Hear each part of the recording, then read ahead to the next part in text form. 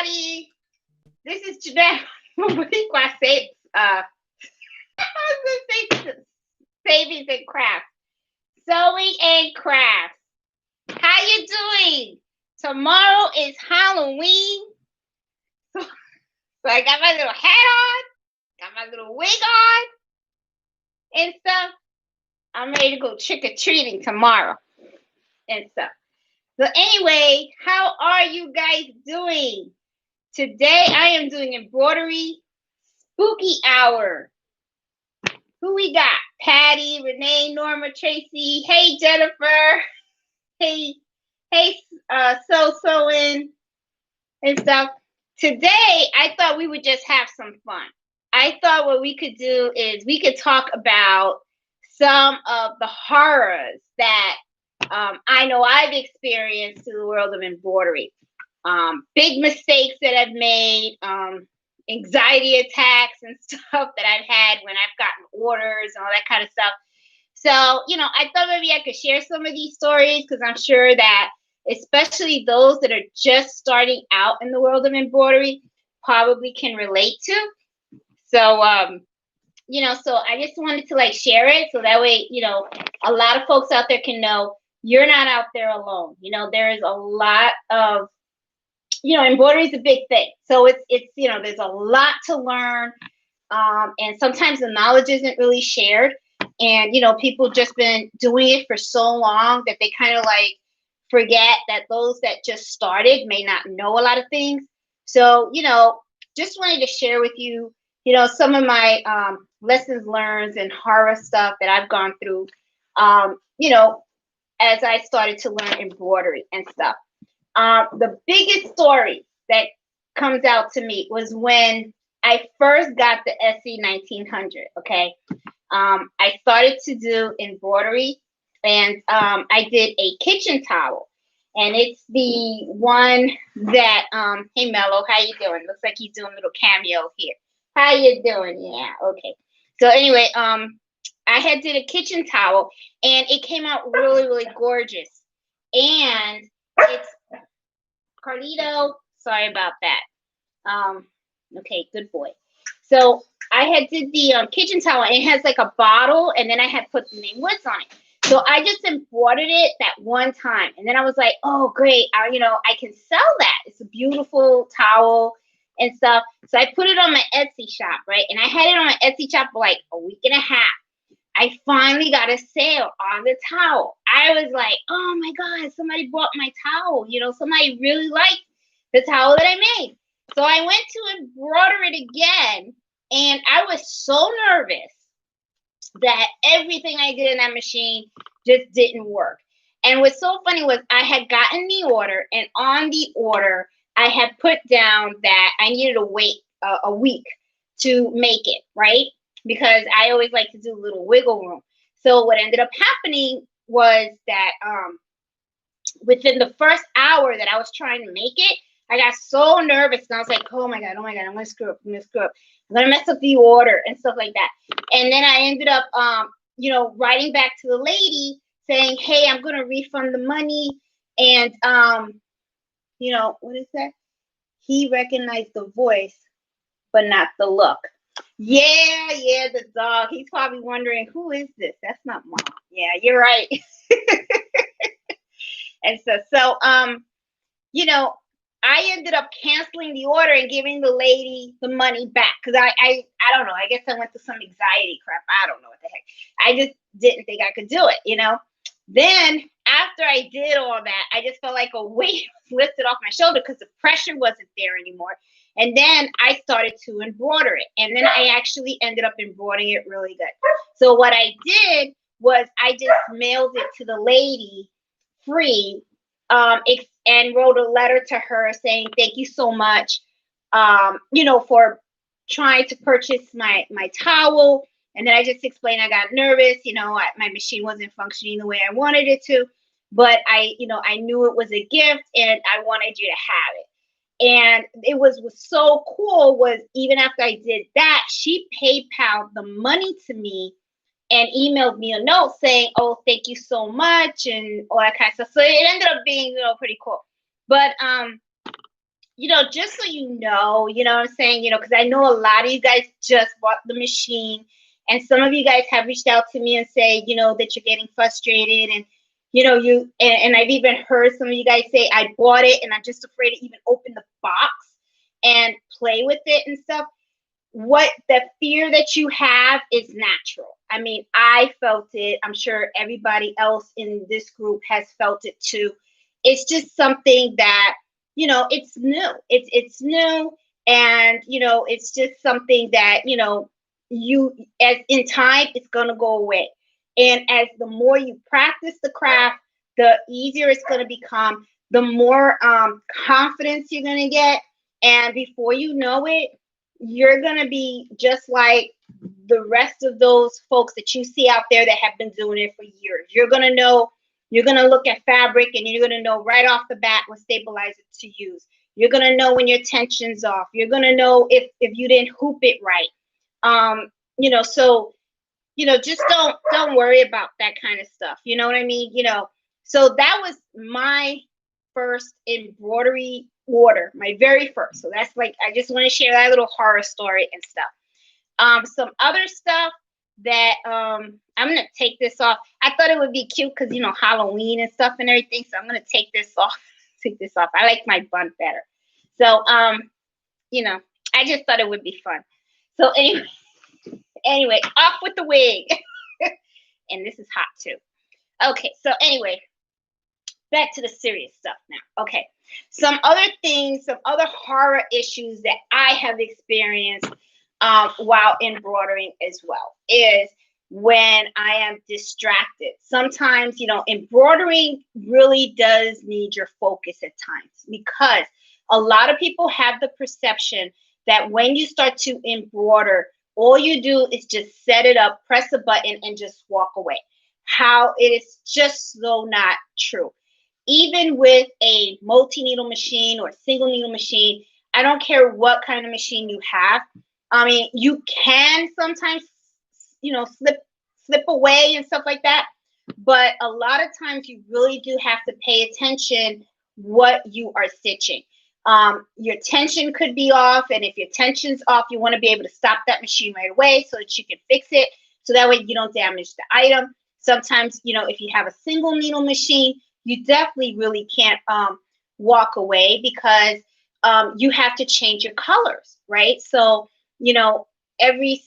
every time you need a color change, you have to physically be there so that you can remove the thread and add the new thread on there. So, embroidery is something that, a lot of people kind of think that it's very, very easy. A girlfriend of mine, she came to visit me today, and we were doing applique. I was showing her how I do applique. I made a birthday shirt for an uncle of mine who's going to turn 90 this year. So, as I was doing the applique, she saw all the different steps. And when I was, putting in the heat transfer vinyl, and then I was just cutting it out, and then, having the satin stitch put in, just from the very beginning of designing the shirt, putting the design on the USB, plugging it into the machine, and then stitching it out. It's a process. It really is. And, a lot of people sometimes don't understand that. So you really have to be focused. There have been a lot of times in the beginning when I had that perception. Oh, I can just press that little button, it's green, press the button, I would go downstairs. Then I would come back up, and then I would find out that I had a bird's nest, or that the thread snagged, and it just broke. My needle broke, and it just messed up, right? And then I would just get like, so, and then if you babysit it, a lot of times what happens is, as soon as the issue arises, you can stop the machine and you can take care of it, and then you keep going on. I do understand it, and I'm not going to say that I sit here and I stare at the needle all the time, but after a while, you kind of get the hack of it, But in the beginning, the biggest mistake that I made was not paying attention to the detail and stuff. So, that was just something that, it just didn't work.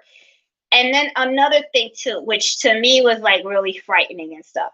The first time that I started to stitch on my SC 1900, and I was in the middle of a design, and my bobbin thread ran out. Okay, when the bobbin thread ran out, I was stuck because you don't know what to do, which is why I went and I created that video of what do you do, Carlito? Sorry, of what do you do when your bobbin thread runs out in the middle of a project. A lot of times, especially when you're new and you just got that machine, you don't know that you can actually, it's like you just, it's just something like it doesn't dawn on you. It's like you just sit there and you're like, great. What do you do now? And then me personally, what I started doing was I tried to start lifting the hoop and see how much I could lift it with and try to change the bobbin. I mean, you start to try to do these weird things, and then you're like, okay, I'm gonna break the machine. So I know that from my personal experience, the first time that my bobbin ran out in the middle of a project, I was really clueless. I didn't know really what to do. So I made that video because I know that it's gonna happen. I mean, nobody's going to come out and say, okay, I now rehooped and I'm going to put in a brand new bobbin and pray that that bobbin's not gonna run out for the whole project, because then you know how many bobbins you would have with a lot of leftover thread. I mean, it just doesn't, makes it so, that was a big issue that I came up with when I first started learning. That was something that I had to learn. Also, another thing that's big is when your design skips stitches. It does happen. Sometimes it's not that it skips the stitches, but somehow it just didn't stitch correctly. And you need to back it up and then just have it restitch. When you are learning your machine, which I believe in one of the videos that I did when I was talking about the screen on the single needle that I have back here, I was showing you guys how you can do a -10, +10, -100, and -1, to go up and, go forward and backwards on the stitches. That's really important to learn that. A lot of times what I do is when you have like a thread that breaks, right? You have to rethread the needle. When you rethread the needle, I always make it a practice to at least go back 10 stitches. At least 10, because if you really think about it, when the thread broke, that means that thread is kind of loose. There's no knot there. So I try to go back 10 or 15 if I can, and then just have it restitch over. So that way I know I have a nice touch, a nice tough, continuous thread and stuff. So, that was a big thing. And it's kind of funny because it's like when you first get the machine, it can be kind of overwhelming. It's like when I was telling my friend today, when she looked at the multi-needle machine, right?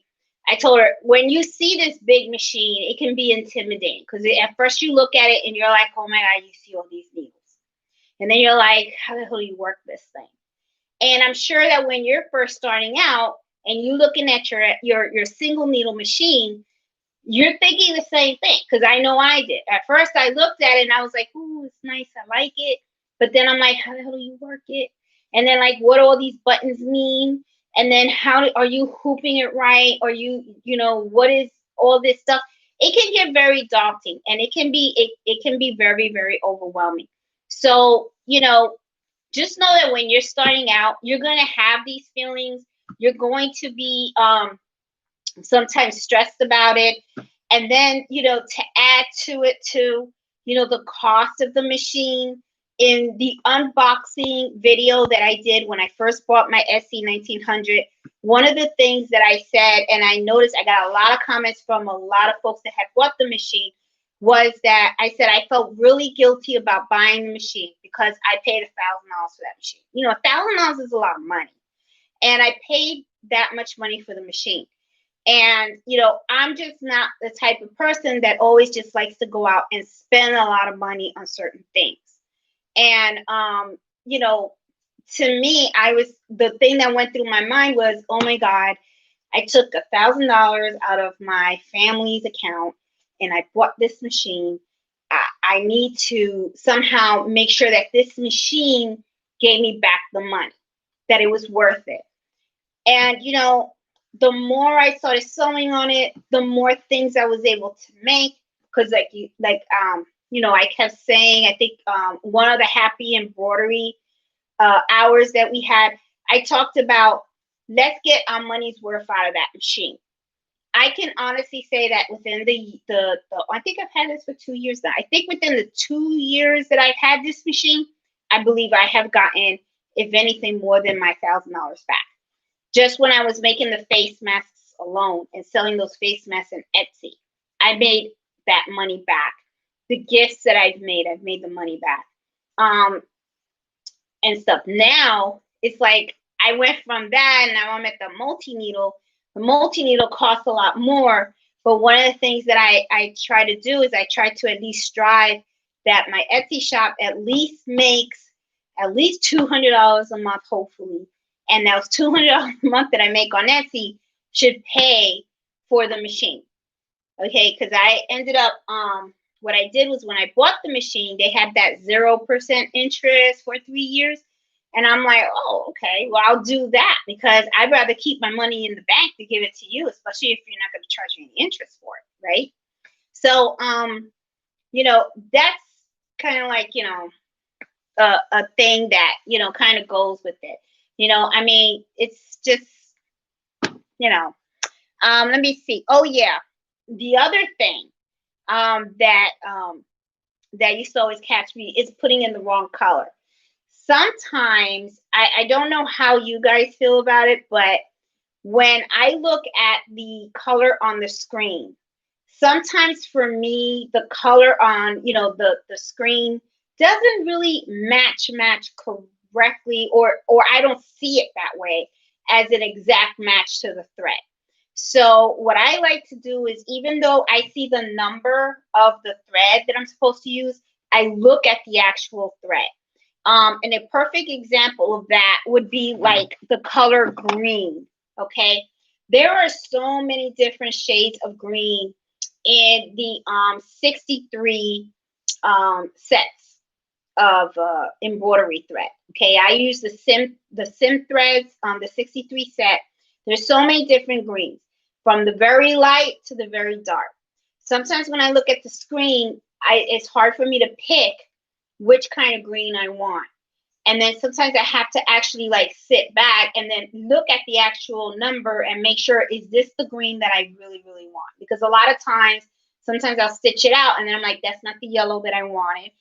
Here's an example, because I have like so many yellows in front of me. See, it's like, and the thing is, when you look at them, ooh, this is kind of bright here. Let me move this around a little bit. When you look at these colors, you know, sometimes you could tell they're a little bit, they're different. There's different shades of yellow, but sometimes it's just making sure that you are picking the right yellow that you want. You know, sometimes you think you got the right color number on the screen, and then what ends up happening is you pull that color number, and then after stitches, you're like, oh, it's not the one yellow that I wanted. So, you know, that is, you know, something that is always something that worries me whenever I'm trying a new design. You know, after I got the color set that I know that I want for that design, then I'll come out and say, okay, now I know it's like the back of my head and stuff, you know, back of my hand. Okay. The biggest fear that I have, this is something that's never happened to me, but I am going to tell you, it has come very close. Okay. The needle on that machine is very strong. A lot of people sometimes, including myself, I do it, okay, which is one of the reasons why sometimes I say the chopsticks. You know, in some of my videos, I say go get the chopstick.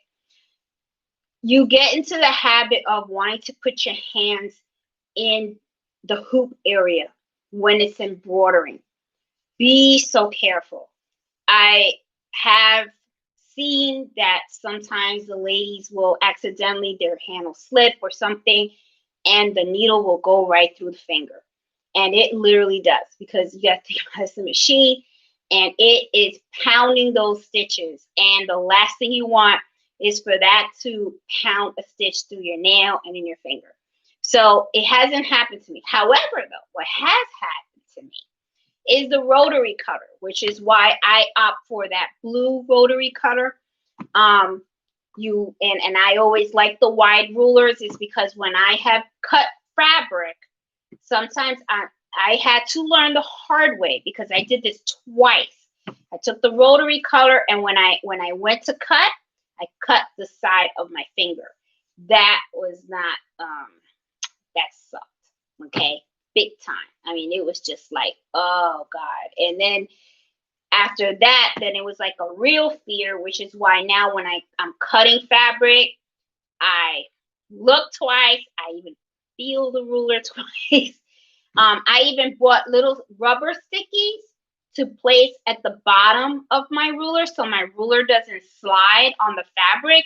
So when I place it, it's kind of like on there, and then I can push it, put my pressure on, my pressure on the ruler. And then I always like to move my hand away from the actual edge. And then I like to go slow, because I see some ladies, they go super fast and stuff. I started doing the same thing, started going super fast. And before you know it, I sliced off some meat off of my finger. And that was not fun at all and stuff. So let me see what you guys got. Oh, also, before I start reading through comments and stuff like that, I wanted to share with you. This week I put out 2 videos, okay? I put one out on the Peggy Stitch Eraser. This is something that I use, and I also went and I got the cordless one too. Originally, when I had talked about this, there's 2 versions. They have one that comes with the cord, and then they have a cordless one. I originally thought that the cordless one came with, it was like battery operated, okay, that you actually have to stick in AA batteries and stuff like that. No, this actually comes with a cord that you can put in the wall, and then you connect to this and you can let it charge.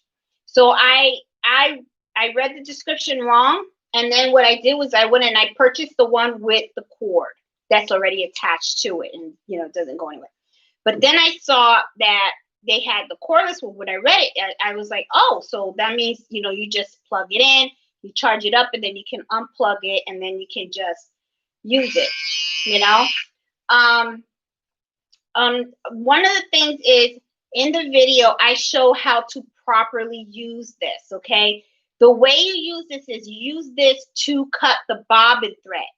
I was using it all wrong. I was going around and stuff. So if you watch the video, I show you exactly what I was doing before and how to actually properly use this item to cut your stitches, the embroidery stitches. Now, I also wanted to talk to you guys about an alternative as well. If you don't want to get something like this, something that I do recommend, and I posted it on our Facebook page, on our Facebook group page. If you could get something that is similar, this is from Frisco's. I believe I got this from Hobby Lobby, something like that.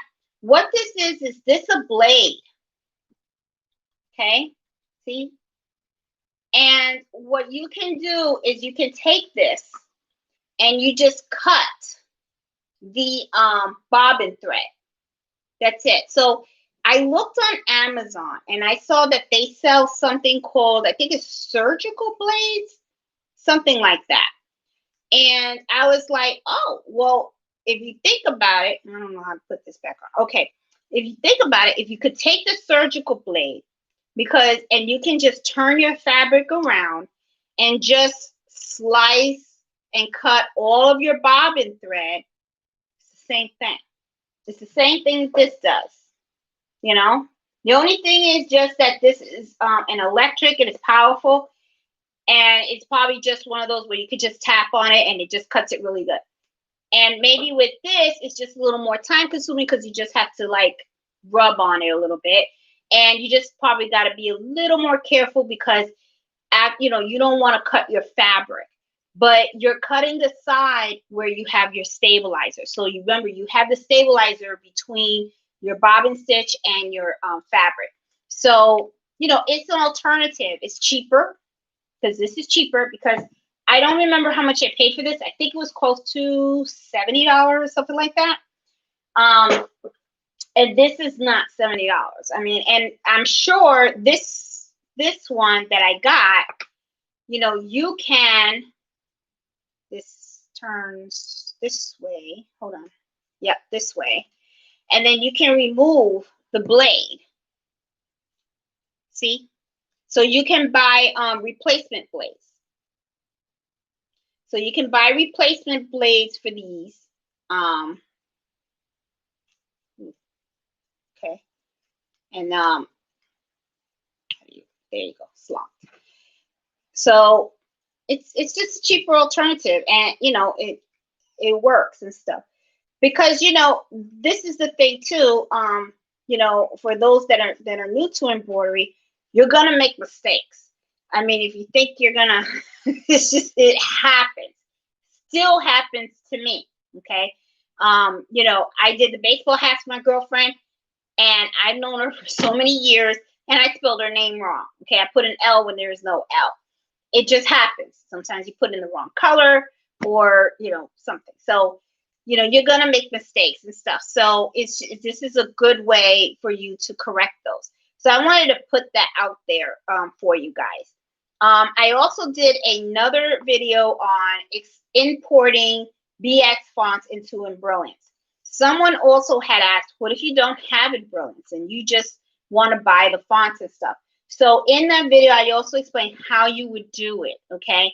You know, you would just add each individual file one by one. It's a lot time consuming, but it's possible and you can do it, okay? So, you know, just wanted to put that out for you guys and stuff. So let's see, who do we have? We got Patty, Renee, Norma, Tracy, Jennifer. Hey, so hey, Miss Smiles. Hey, Teresa. Love you, Castle. Thank you, Sarah. I just threw it on. I figured it would be fun, you know. Hey, Stampy. I'm a self-taught newbie embroidery. Love it. Go, girl. I am actually self-taught too. Watching a lot of other people, reading it and stuff. Don't have fun with it. Just enjoy it. And also join the Facebook group if you're not part of the Facebook group, because, you know, we like to share information and stuff and, you know, help each other out. So that way, if you get stuck, you can just ask us and we'll just jump in and we'll help you out. Okay. Hey, Robin. Hey, Jordina.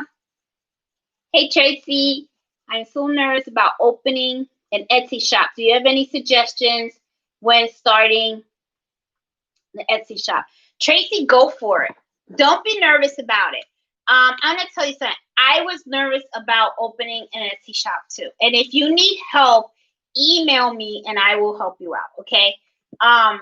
What is so exciting about, I started my Etsy shop about last year, right? And what I thought was so cool was when I got my very first sale. You know, I was kind of nervous about it too, because I was like, oh my God, you know, nobody's going to buy from me. Nobody's going to want anything. But it really feels good when you can start to create your own little stuff and put your listings together and all that kind of stuff. So Tracy, I would say go for it. You know, and then, you know, just start little, build your listings, get to know the application, you know, and if you have issues, let me know. I'll help you out. And before you know it, you're going to be like, oh my God, this is fun, you know, because it's like, you know, you make little sales here and there and, you know, it's a little extra money. I mean, why not? Who doesn't need extra money, right? And you can use that extra money to pay for your embroidery. So, because that's what I do with my extra money. So every time I make money, I put it right back in. So you know, I mean, I say go for it, Casey. Don't, you know, you can do it. Nothing to be nervous about. Nothing at all. You can do this. Hey, Ruth, how you doing?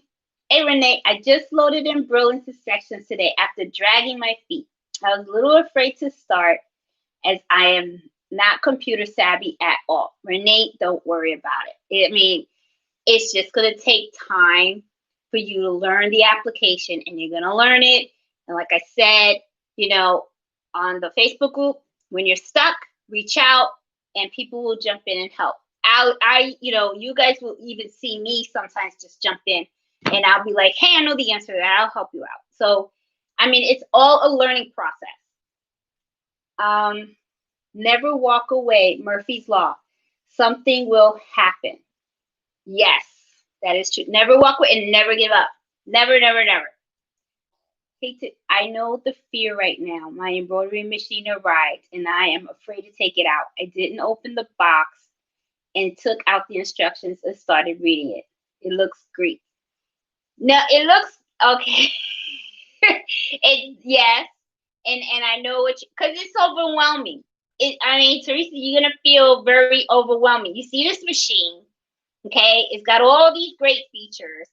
You know, it has all this capability. Then it has, you know, it has the sewing side, and then it has the embroidery side, and then you see all these colors of the thread. Sorry, these colors of thread. Then we start learning about stabilizers. You're kind of like, oh my God.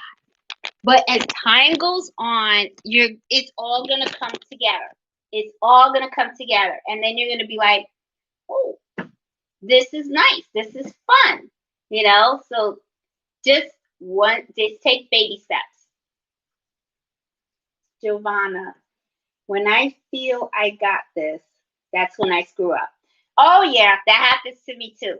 When you know, it happens sometimes when I'm like overconfident. Like an example of that is dinner napkins. Okay, I've been selling a lot of those dinner napkins. You know, I've been designing them and I've been putting them on my Etsy shop, and people have been buying them. They buy like 6, 12. So I'm like, oh, so I be hooping them, put them on my machine. So confident, okay? Because remember earlier I was saying you should not really walk away from the machines because something will happen. Well, I'll walk away. I'll take Mellow. I'll put him on a leash, and then I'll go for a walk. And then when I come back, I find that the machine has stopped like a half hour ago, and I'm kind of like. And then and there have been times when I've used the wrong thread. Customer wanted a thread and a particular color, and I didn't put it in because I'm in such a rush. I messed up. So, you know, it's like sometimes you just gotta step back, and that's why I say you gotta focus.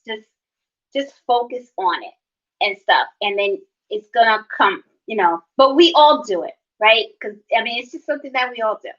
And stuff. But you know, it's funny because I think the reason why it's kind of important for me that I wanted to share this with you guys too is, you know, a lot of people like to, you know, I don't know, like they give this perception of perfection, right? Like they don't make mistakes or that everything's like so great, you know, and you see that a lot, like, you know, I guess when you see Facebook, a lot of people post, oh, I'm on vacation, I'm so happy, you know. And then what happens is, you know, it's not that you're not happy, but it's just that, you know, they're doing, you know, they only post the perfect stuff. Nobody comes out and shares the struggles, right? They just say, hey, look at my shirt. It came out beautiful, whatever. Meanwhile, what they don't share is that that's the 10th shirt, and they've used 8 different stabilizers, and the thread snagged about 20 times. They don't share that, but they'll share the final product. Go, look how pretty, you know what I mean? Me, I'm kind of different, you know. That's like the 36 shirts that I shared with you guys. You know, I finally did get the shirts done, but I have no problem letting you guys know I went through hell to get those 36 shirts done. I mean, sometimes I look back at that video, I'm like, my hair was a mess. I was pissed. You know, and even my girlfriend Robin, she gave me the best advice, which I'm gonna be honest, I didn't listen to her at the time because she was telling me walk away. But I was so determined to get those shirts done that I didn't walk away. And I should have walked away because I didn't walk away and I was stressed and the anxiety kicked in and I was pissed because the tearaway wasn't working. The sticky stabilizer wasn't working. The mesh wasn't working. And I'm throwing out all these shirts like crazy. And all I kept thinking was every shirt I ruined, there goes another more money. There goes more money. And then I had to go and buy the hooping station. Okay. And so it's to me, I just yeah, at the end I show you guys I did it, but I went through hell to get there. So then he came back and he asked for 12 shirts. Thankfully, because of all the struggles that I went with those 36 shirts, I was able to do the whole 12 calmly.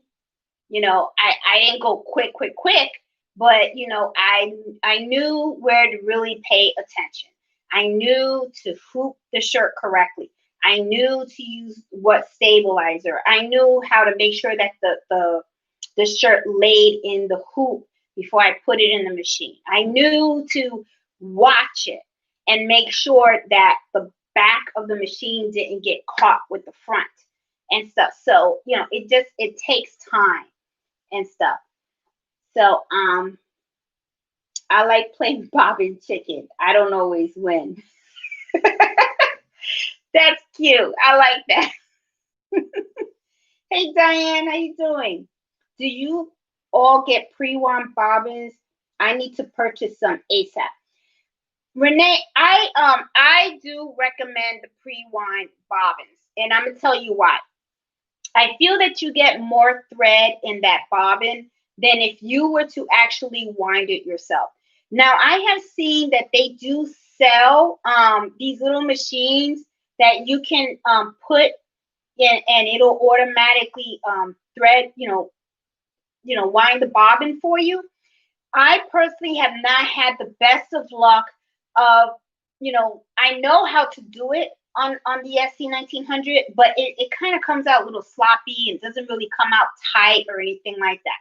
When you buy the pre-wind bobbins, to me, I feel like you get more thread. They're much neater, they're tighter, and I feel like they last longer.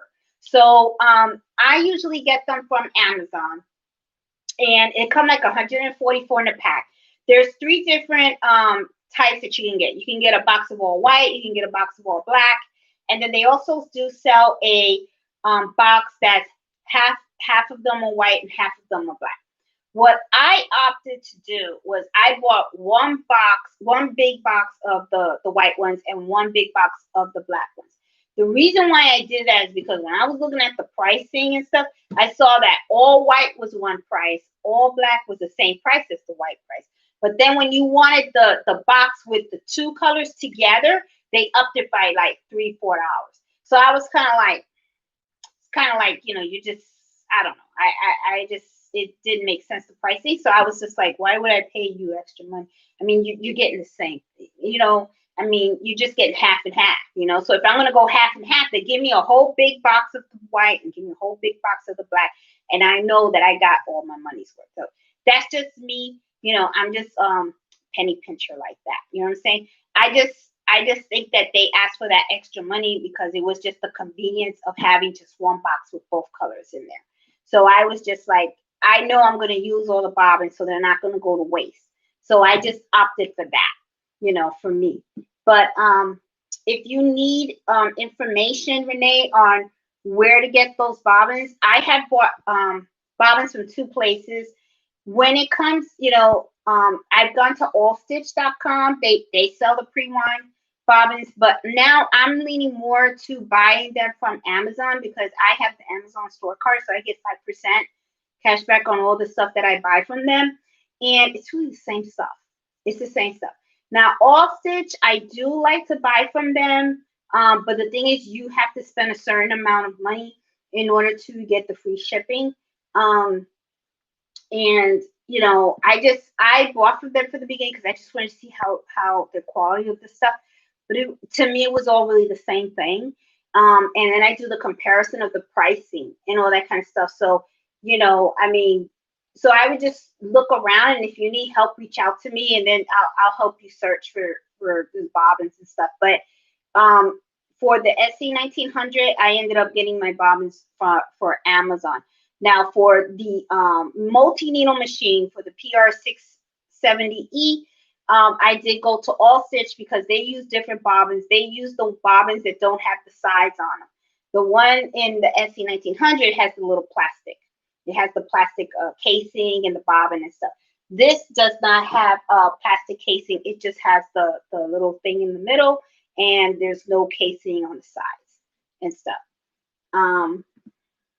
So I know this is a mouthful, but you know, hope it helped you out, Renee.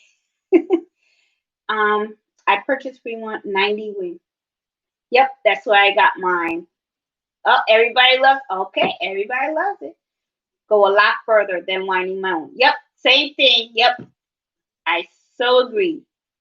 Pre-wound or pre-wind. I know I'm saying it wrong, but you know what I mean. That to me, that's the way to go. That's the best way to go. And stuff.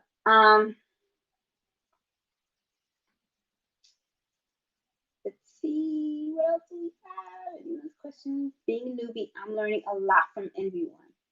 I'm glad, because that's to me, this is what I wanted from the community. I wanted everybody to just be able to help each other and stuff.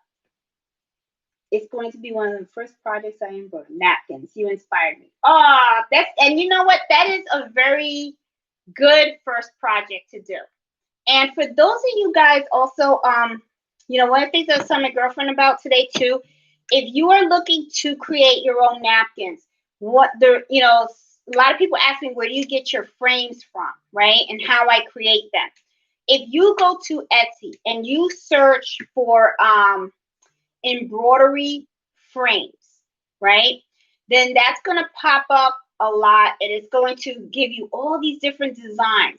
All I do is I buy the design, and then I pick a font, and I usually pick one, you know, a square font or whatever, and then I just add the font to the frame and stitch it out. That's all I do. Now, I do recommend stay away from the 4x4 frames. I think they're too small.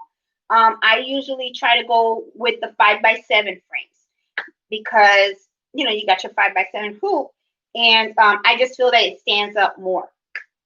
I bought a 4x4 and I thought it was just too small. So I was just like, you know, so, you know, it needed to be bigger and stuff. So that was just me, you know. Let's see what else we got. Can you use a seam ripper to remove the embroidery? Yeah, Teresa, you can. You can. What, you know, there's no reason why you can't do that, you know. It was just different options. You know, some people use the seam ripper. I've used it. I've used seam rippers. I've used this also, and I've used the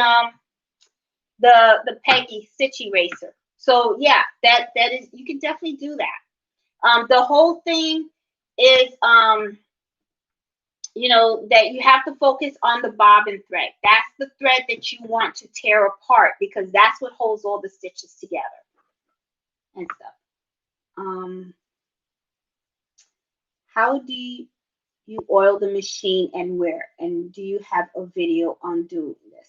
Okay, Renee. Okay, on the SC 1900, you do not oil that machine. Okay, I read on that, and they do tell you do not need to oil that machine. Now, however, you do need to clean it though, and I do have a video on that. And I learned it the hard way, okay? Because when I got my sewing machine, I was sewing and embroidering and everything for like 6 months straight. And then all of a sudden, my machine started to act up, and I was like, what is going on? Then after doing the research and stuff, I found out you're supposed to clean the machine. I was like, oh. And then they said, you know, they show you how to open it and stuff. So I do have a video on that, on how to clean the machine. I mean, when I opened it up, I had so much lint in it. And what happens is a lot of lint builds up by the bobbin area. And you want to make sure that you clean that out really good and stuff. It is very good practice also to take your machine in for servicing. You know, I've had mine for a year and a half. Somebody even posted your machine is squeaking a lot. It is squeaking a lot. It is due for a service. So I should call Susie's quilt shop and ask her when the technician is going to come in so that I can take my SC1900 in for a servicing, because it is overdue for a service. The big one, no, but I was kind of hoping that I could just take them both in, but maybe that's not a smart idea, because if I have them both in, then that means I am out of commission for a whole week without a machine. And, you know, I'm kind of addicted to these machines, you know. I'm on them every day.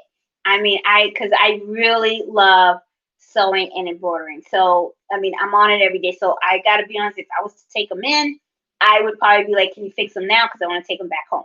So, you know, I don't know what I would do with myself if I didn't have the machine and stuff. But I do have to get my SC1900 service and stuff. So if you do get a service, I don't know what they do. I'm guessing that they would be the ones that know how to properly oil it.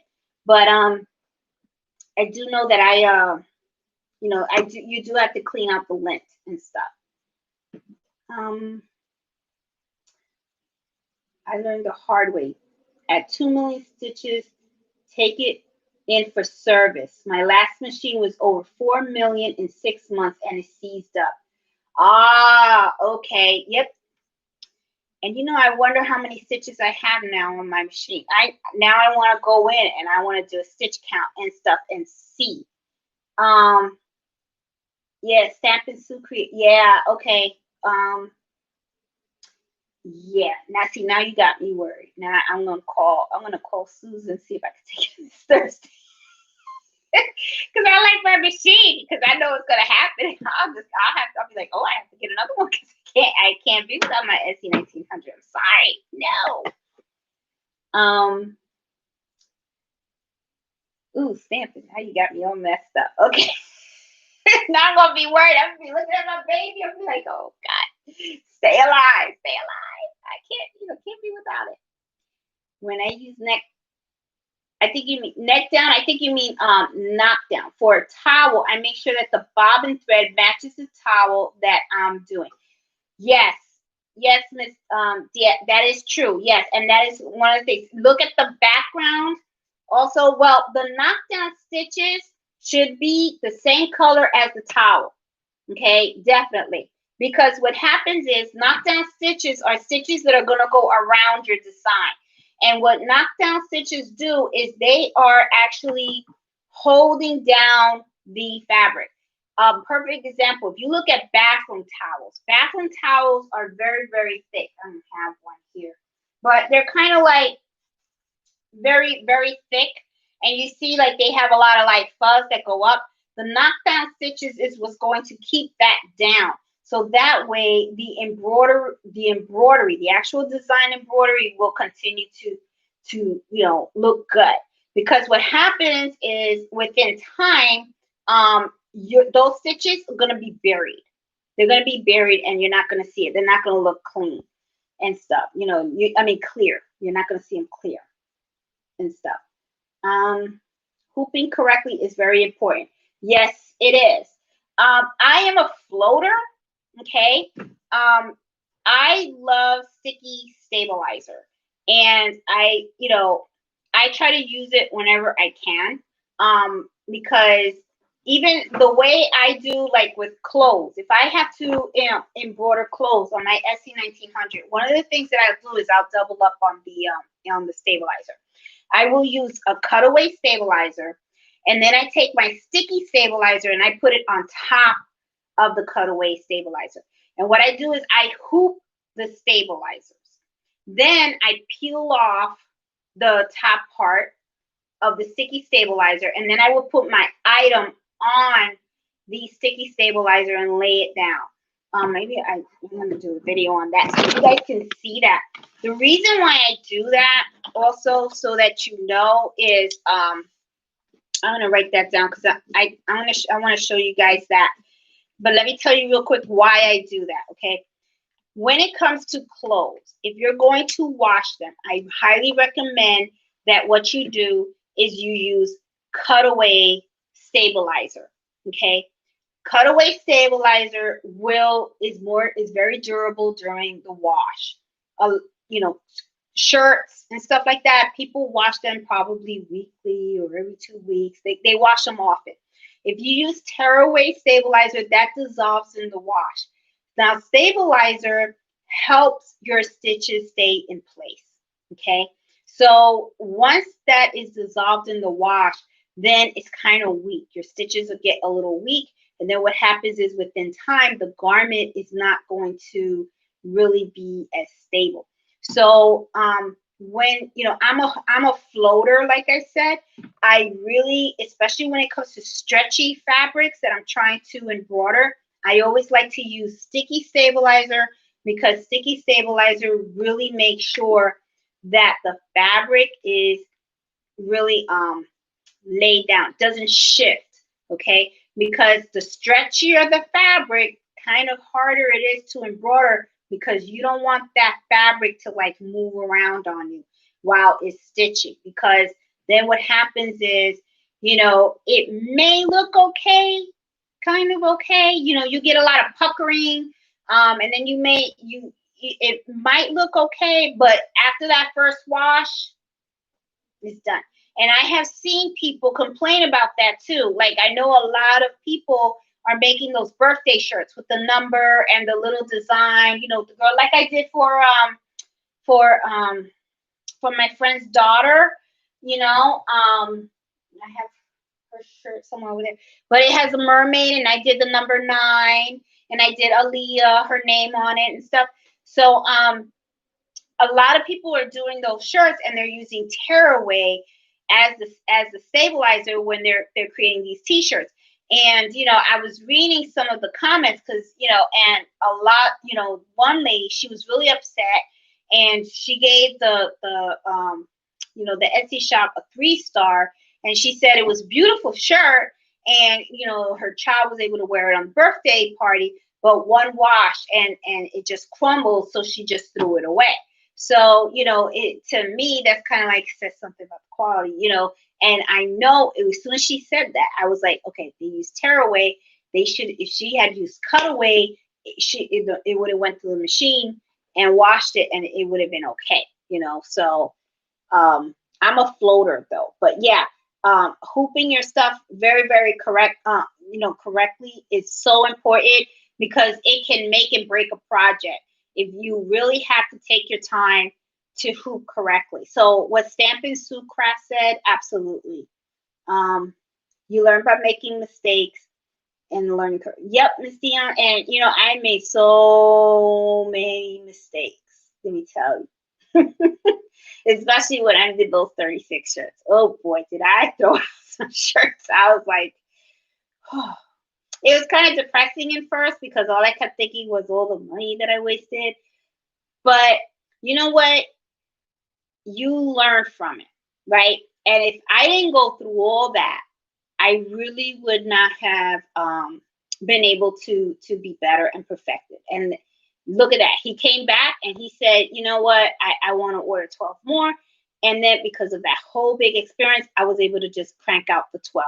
And I was like, you learn, Can you speak on the needles? Yes. Okay. Needles. When it comes to embroidering, Renee, is 75/11. However, though, if you are going to embroider on things such as leather, right? There is another number that you should use. And I'm going to tell you right now what it is. There's a needle for embroidering on leather and heavy vinyl. Oh shoot, I can't tell you right now where it is. Where is it? Leather.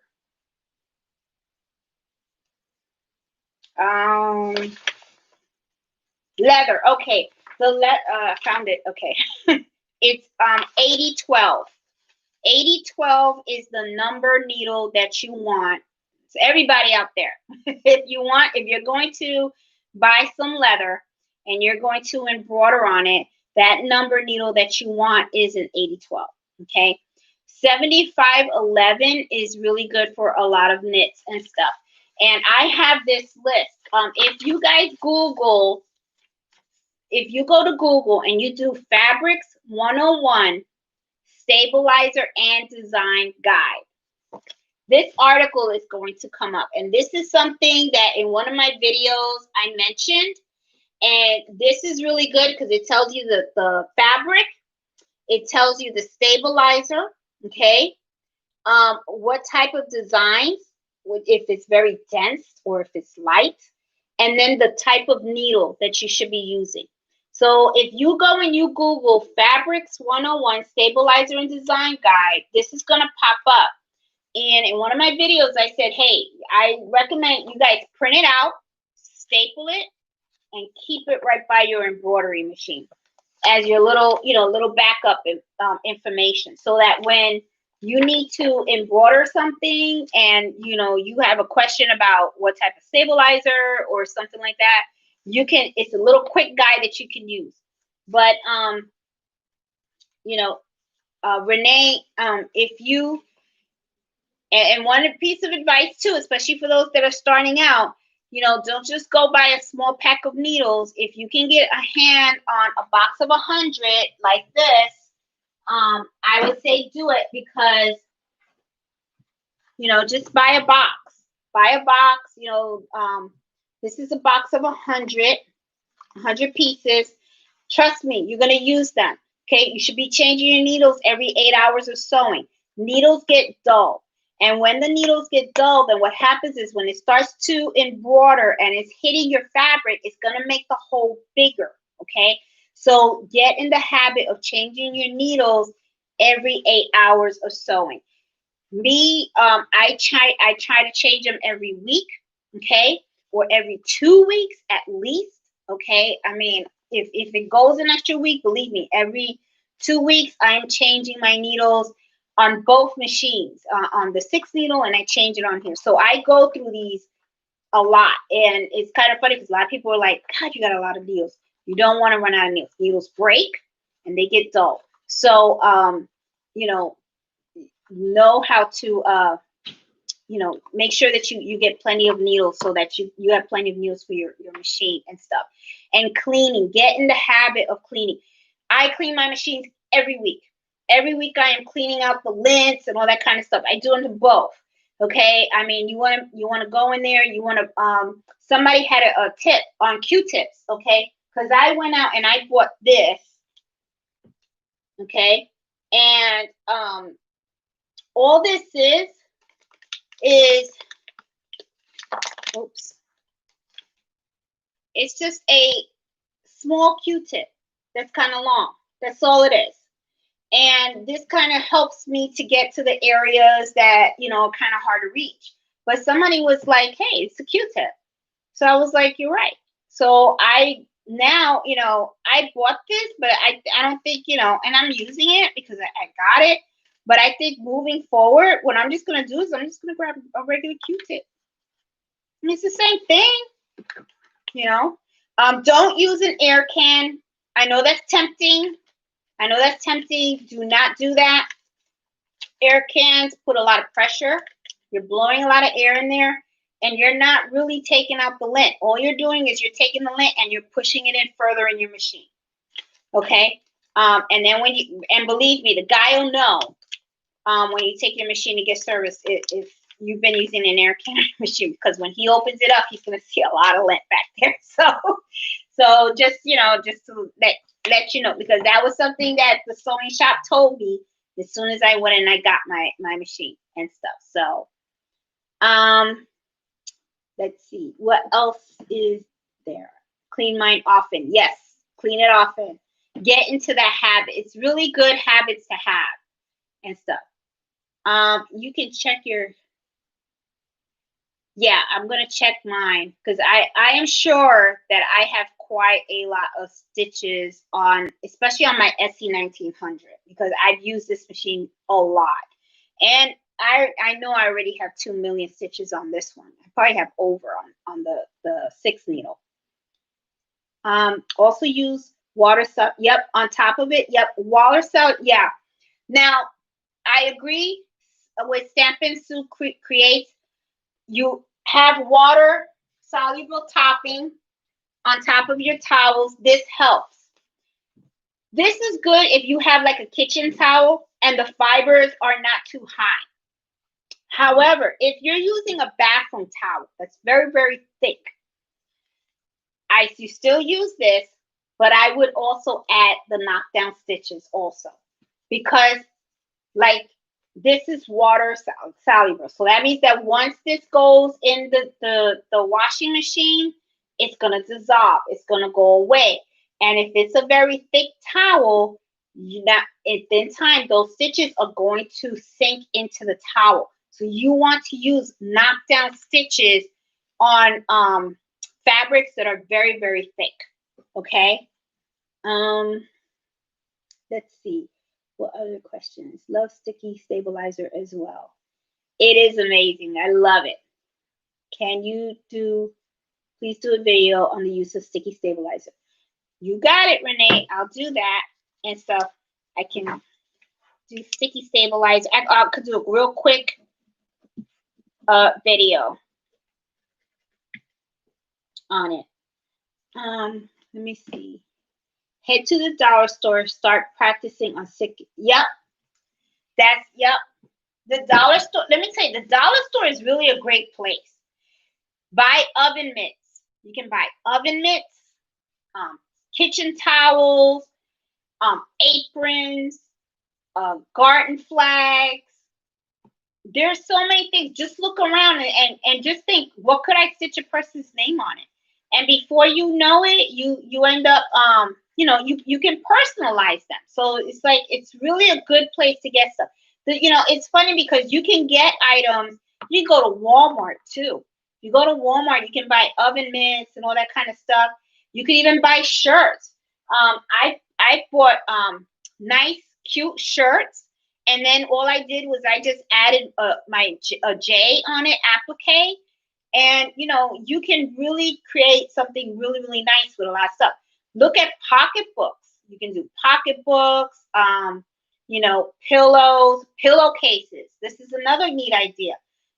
When you buy a bed set for some of your kids, take their pillowcases.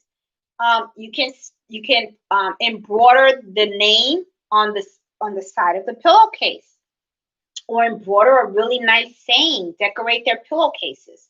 I mean, there's so many good things you can do. That's one of the things that I like about this craft, because, it really, it's nice, I mean, there's just there's so many things. Let's see. Good advice. Are used pipe cleaners, because I think Q-tips leave little fibers in the machine. Really? Oh, I never thought about that. Don't blow into your machine to get rid of lint, introducing moisture. Yep, that's a good. Yep, you're right. Yeah, I mean, and it's funny because your machines, they come with these little brushes. And really what you're supposed to be doing, the way you clean it, is you're supposed to be lifting the lint up with the brush. So it's like as you go in, you're looking for the lint and you want to bring it up, and then just take it with your hand and just throw it on the side, whatever. Then you can sweep later. But that's the whole object, is to get it out of there, but by lifting it up, not blowing into the machine, not using an air can, because lint is very light and it's gonna go in there, and it can really mess up your machine. Let's see. Oh, buy baby blankets from, oh yeah, they sell, yep, that's right, baby blankets at the dollar store. And a friend of mine went to Burlington Coat Factory, and she bought a set baby set, and it had like the pillowcase, it had a pillow, it had a baby blanket, and it had baby bibs. And she didn't pay a lot of money for it. I think she paid, I don't know, it was like $20 or something like that for like the whole set. And she brought it over to me, and then I was like, okay, I'll embroider it for you. And she, they knew it was a little girl, and she knew what the name of the baby was going to be. So I was able to embroider the pillow, the blanket, and the bed. So, if you really think about it, it's like you can get this stuff very inexpensive, and then you embroider it with your machine, and it looks like $1 million. And before you know it, everybody's talking about what a great gift you got, that you gave, so. Yeah, I mean, that's what I like about it. Elf clothes. Yes, Elf on the Shelf. That's big. I remember a couple of Christmases ago, the Elf on the Shelf was being sold by the dollar store. And a lot of people, what they were doing was they were taking their Cricut machines and they were putting kids' names on the elf, and they were just heat pressing it on.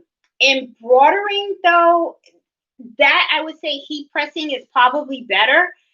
And this is, and I'm gonna tell you why. Because when you're embroidering, you're stitching, and what's gonna happen is the stitch is gonna go through. So if you're embroidering on the leg and the arm, it's gonna look great in the front, but when you turn it over, you're gonna see the back stitches. Unless you take the elf and you kind of rip it apart, and then you stitch it, and then you sew it back together. To me, that's like a lot of work. I'd rather, just get heat vinyl transfer and cut it out and then just iron it on. That's what I would do. I just, it's a lot of work and stuff and everything. But yeah, Christmas is coming. Not on the elf. I'm making clothes to dress them. Oh, you know what? And that is very similar to, I have a bear that my son was gifted when he was born 20 years ago. What they did was they gave him a teddy bear and they embroidered the bib, and then they put the bib on the bear.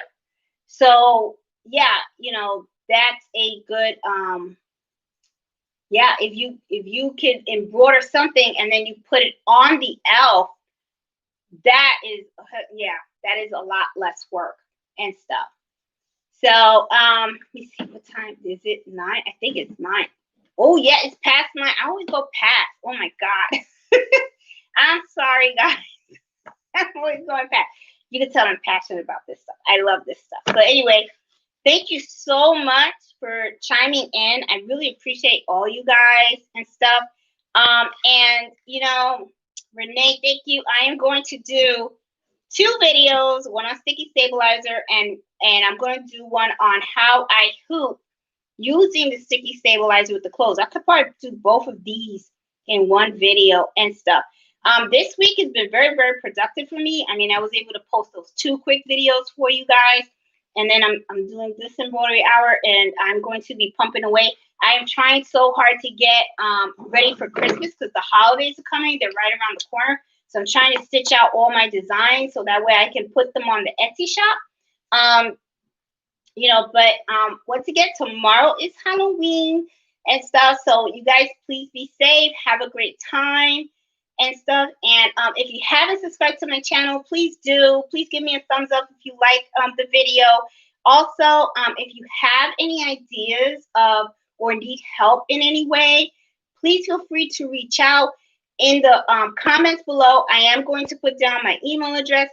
I also have a Facebook group called Embroidery Happy Hour Adventures, and in that Facebook group, one of the things is I want it to be a community where we can ask for help, and learn and teach each other. So please use that avenue also. I have had a couple of you guys reach out to me and ask for help on one-on-one. If I have the time, I have no problem to do that. I mean, it's cool. I mean, I'm good with it.